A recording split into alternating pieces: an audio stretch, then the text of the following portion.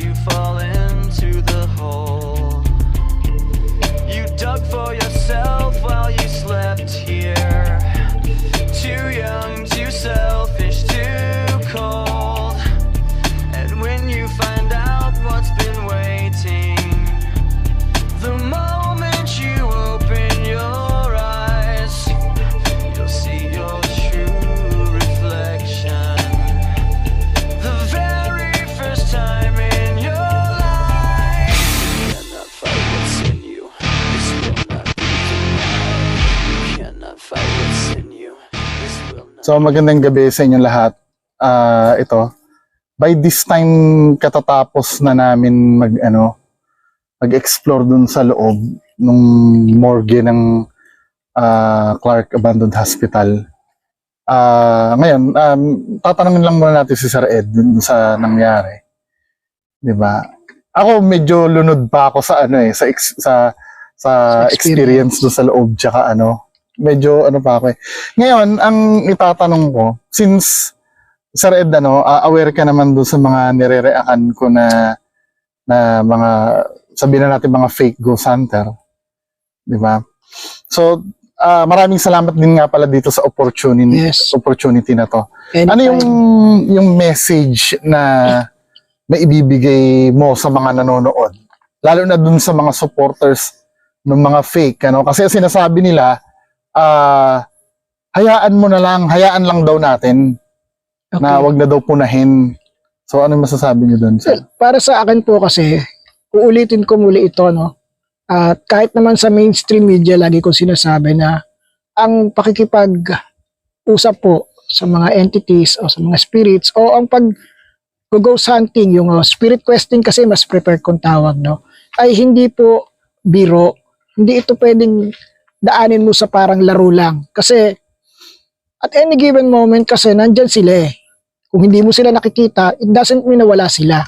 Nandyan pa rin sila. At especially yung mga demonic entities, nandyan yan. Paano kung i-grant yung wish mo? Pero paano naman kung yung mga nanonood sa'yo? Dibawa sa akin, kaya ako lagi nire-remind, kung walang sapat na kaalaman, wag pong gagawin. Dahil baka isipin nila na ganun lang pala kadali yun eh. Papasok ka lang pala doon, magdadala ka lang ng camera, okay na. May makaka-captured ka na. Ganito. So, sa tinagal-tagal ko po sa ginagawa ko since 1994, madalang po yung makaka-captured ako ng talagang solid evidence. At as of now, hanggang sa ngayon po, struggling ako. Napatunayan ko talaga yung Hindi existence. ganun kadali, Oo. Dito kasi ang kailangan natin patunayan yung existence ng paranormal activities o yung existence na meron talagang spirit na nag-exist dito sa ating realm. So, hindi po ito ganun kadaling gawin. Oo. So, kung wala kang knowledge about the occult, yung kung halimbawa, ito po hindi actually hindi siya magic, naaaral naman siya. Pero dapat, aralin mo kung ito talaga yung passion mo. Tsaka hindi siya instant. Hindi. Na kapag pumasok ka dun sa loob, magpakita ka, andyan na agad. Hindi po. Kasi ang bawat entities ay may kanya-kanyang pamamaraan ng pakikipag-communicate. So, pwedeng gamitin nila yung mismong cellphone mo para dun magsalita. Minsan naman, magpaparamdam dadaan. Pero, very, very rare na makaptured mo sila ng harapan at solid. At will. Will. At yung pag sinabi mo na nandyan talaga. Hindi po ganon. So, ito po ay palaging hihingi ka ng permiso sa kanila. Kasi, domain nila yung pinasok mo. Yes. Hindi, ikaw yung ikaw yung Dayuhan ka eh. Dayuhan ka dun sa lugar nila. Kaya lagi kang hihingi ng pasintabi, lagi kang hihingi ng permiso sa kanila kung willing ba silang makipag-usap. So, yun po yung ginawa namin kanina and so far, napapayag naman namin na makipag-usap sila. So, hindi po ganun kabilis gawin. It will take time. Kasi spirit of the glass nga, hindi naman siya nag-communicate sa glass. Sa glass. Pero, Hindi siya, kasi hindi enough yung kanyang energy. Kasi yung glass po ay physical na siya. Sobrang physical na siya. So, kung ito po ay napagalaw niya yung glass, capable na rin siya nasaktan kami. Pero at that instant po ay hindi niya pa kayang gawin yon. Ang kaya niya lang apektuhan is yung same level ng energy niya, which is static siya, so yung EMF lang ang kaya niyang gamitin. At least meron siyang way of communication Yes. sa atin. So kung mapapansin ninyo, meron akong pinakita kung gaano lang, oo, kung may gadgets tayo, may camera ba tayo, maa-attract nung EMF yun. May makukuha siya, pero at this distance, hindi yung malayo. So pag ganyan na po, hindi na po kaya. Pero doon sa Tinesting niya ginawa Sir Ed namin Calawag kanina, na naka-stuck siya sa pader, pero habang nakikipag-communicate ka, at isa pa po yung ganito, kapag sinabi mong pailawin yung kulay orange, orange naman yung iilaw. That means you're establishing communication. Tsaka ano siya, intelligent siya, no? Yes. Na naiintindihan niya yung tanong mo. Naiintindihan niya, kaya nga niya Kaya, nasasagot. kasi Kaya, pag hindi nagtatanong si Sir Ed, hindi naman ganun eh. Hindi siya. Baseline siya eh. Pag gano'n nagtanong siya, ito Sir Ed, katulad nung tinanong ko kanina, yung mga beginner, kasi syempre, yung mga ghost hunters, maraming ghost hunters sa social media, marami may inganyo niyan. Kasi ang unang motivation nila, kumikita yung mga vlogger eh. Okay. Ano yung magiging tip nyo do sa mga beginner? Yung talagang magsiseryoso ha, hindi para sa mameke lang. Sige, So sir. para po dun sa mga seryoso dun sa craft nila, una-una dapat aralin mo talaga to. Dapat meron kang alam na protection para sa sarili mo at para sa mga kasama mo. Pangalawa, dapat naintindihan mo ang bawat klase ng elemento o spirits. Dapat alam mo yung kanilang karakter. Ano ang kayang gawin ni Capre, anong kayang gawin ni Duwende, anong kayang gawin ng isang black lady o white lady o random na multo, anong kaya nilang gawin. By that, hindi ka masusurpresa eh. Kasi meron kang meron kang knowledge. Bala ka na, ano? O meron kang knowledge na eto ganito lang 'yan kasi ganito lang 'yung nagawa niya. So, tapos aalamin mo rin yung weakness nila. Ano ba yung weakness nila? Para at in the time of battle, alam mo kung saan mo naman sila pahihinain. So hindi po ito instant na parang noodles na Add hot water. pag nakabili ka ng EMF, ghost hunter ka na. Pagka nakakuha ka ng magandang flashlight at may abandon na lugar, explore mo na. So hindi po ganun, no? Ito po ay isang seryosong larangan na dapat passion mo ito at ginagawa mo to dahil meron kang advocacy. Meron kang gustong patunayan. Hindi po yung gusto mo lang kumita. Yun. Tsaka ano yun, sir, yung parang it takes time eh. Kailangan mo ng pasensya talaga. Yes. Di ba? Hindi yung maglalagay ka ng REM pad dyan. Ay, wala akong pinapatamaan ha. Yung maglalagay ka ng REM pad dyan, gusto mo instant ng na. Sana all may REM pad. Oo. Yung mga gusto kay Sir Ed ng REM pad. Hindi, mas maganda kasi pagka mga ganito yung sinusuporta natin. Alam natin magagamit talaga yung equipment. Okay. Ito sir, may tanong ako. Let's say, wala ka namang balak maging ghost hunter. Kasi ako parang nangyari sa akin kanina eh. Nung pumasok ako doon sa loob. Feeling ko kasi, wala lang. Gusto ko lang mag-explore, no? Then nabigla ako. Ano yung, halimbawa, nandun na sa time na nakita mo na, yung parang, hindi mo pa alam kung hostile siya o hindi. Okay. Ano yung, sa mga walang alam, ano yung dapat nilang gawin? Kumbaga halimbawa, di ba pag may biglang sunog, ang first mong gagawin, kunin yung fire extinguisher. Oo. Pag mga ganong senaryo na yung Okay. biglaan, at wala kang kaalam-alam, ano yung dapat mong gawin? Ang una-una pong dapat natin tandaan, ganito. Kung biglang may lumitaw sa harapan mo, huwag mong gawing unang-unang action is yung tumakbo. Kasi gusto nila yon. Yun yung reason kung bakit sila humarap sa'yo, kasi gusto kanilang tumakbo. Na baka Bakit? na-aksidente ka, magbuwis ka ng buhay dyan sa lugar na yan. Okay. So, ang unang-unang gagawin mo, kung lumitaw siya dyan sa harapan mo at nakita mo ng harapan, magstay ka sa kinatatayuan mo kasi hindi ka naman po nila kayang saktan ng basta-basta. Hindi po yan tatagal ng kalahating oras o ilang minuto na nakatayo din dyan sa harapan mo. Just close your eyes, hayaan mo, pakiramdaman mo, kung nandiyan siya, maramdaman mo. Just close your eyes. Pag dilat mo, wala na yan. Kasi hindi niya kayang mag-manifest ng ganun katagal. Hindi niya masusustain yung energy Hindi. dahil nauubos yun, di ba? Nauubos yun.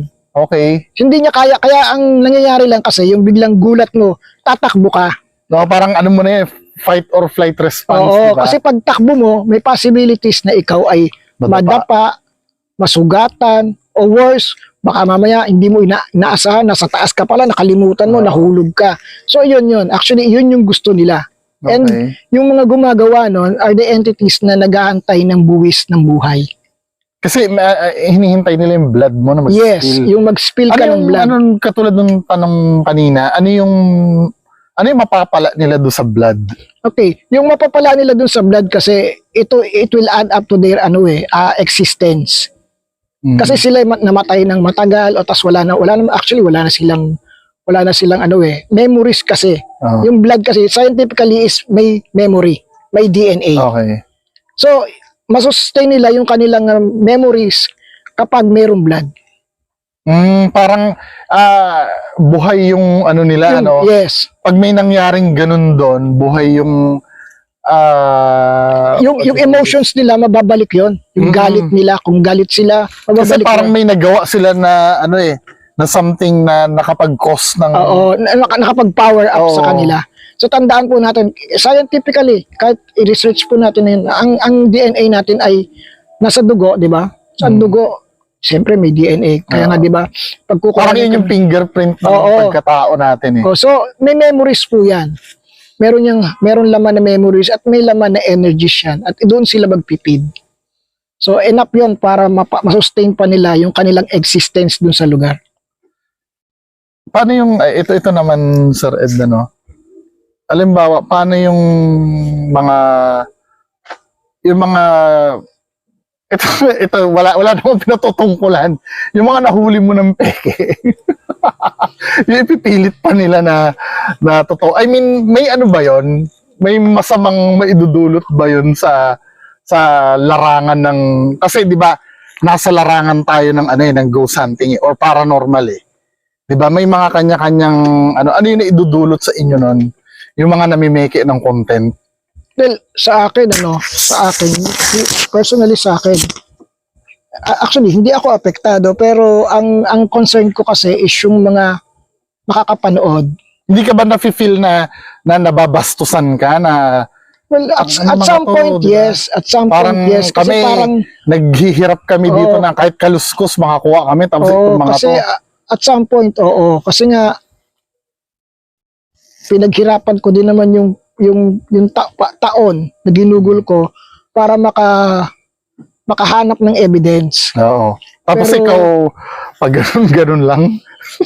Yun. Well, una-una, pero mas concerned ko kasi yung mga tao Yung mga taong na susunod dun sa ginagawa sa yapak na ay, ang dali lang pala niyan. hindi lang pati yung mga yung mga nagbibigay ng tulong financial sa isang bagay na peke. Well, choice nila yon pero Diba?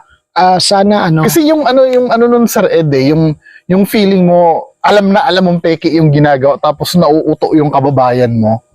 Parang ang hirap kasi lunukin nun eh. yes.